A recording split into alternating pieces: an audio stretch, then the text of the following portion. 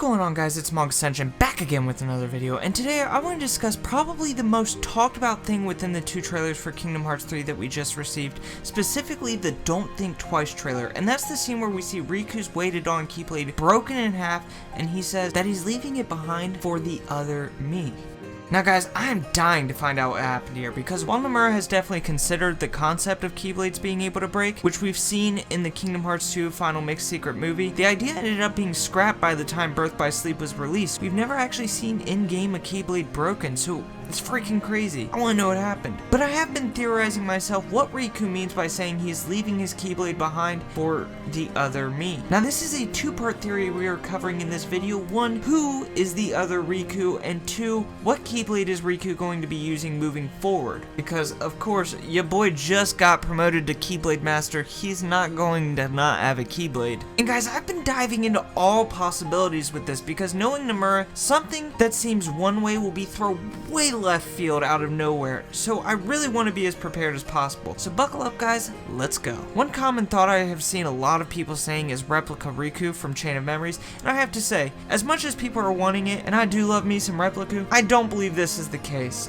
I also see a bunch of people throwing out the notion of him having a nobody. I don't believe that's it either. In fact, I don't think Riku is talking about a physical being at all. No, but instead, what if Riku is simply speaking metaphorically here, and by the other me, he doesn't mean an actual other Riku, but the old him that would have turned to the darkness. Yeah, I know, that sounds like a much easier explanation than Replica coming back to life, or introducing an arc for Riku where he loses his heart and gets a nobody. But before you click away or dislike the video, think about it. Riku has been in a constant battle with the darkness within himself ever since the events in Kingdom Hearts 1. And that battle, along with protecting his friends, has always been a driving force for what makes Riku, Riku.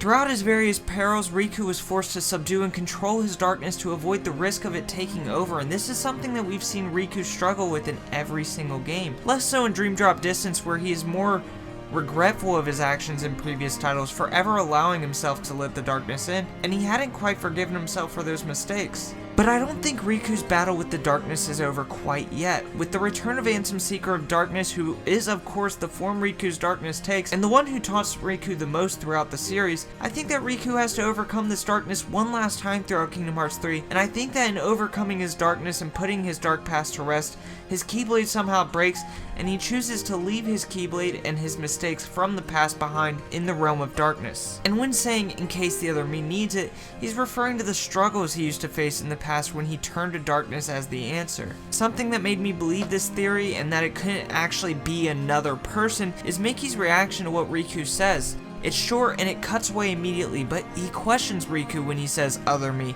as if he doesn't quite understand what he is referring to either.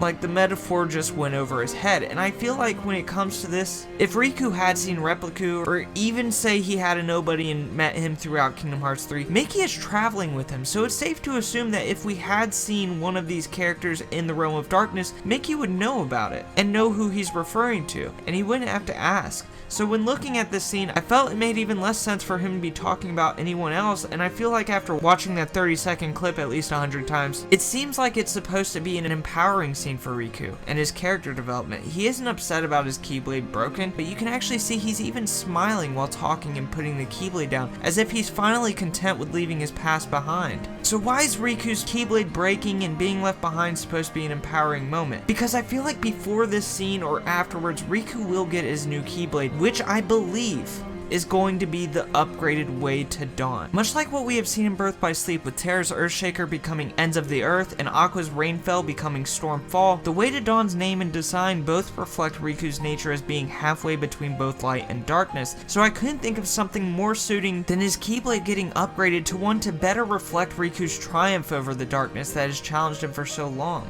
Now, the biggest counter argument I can predict to that is people saying that the different keyblades through the games don't affect the actual story and they are not canon. But that isn't entirely true.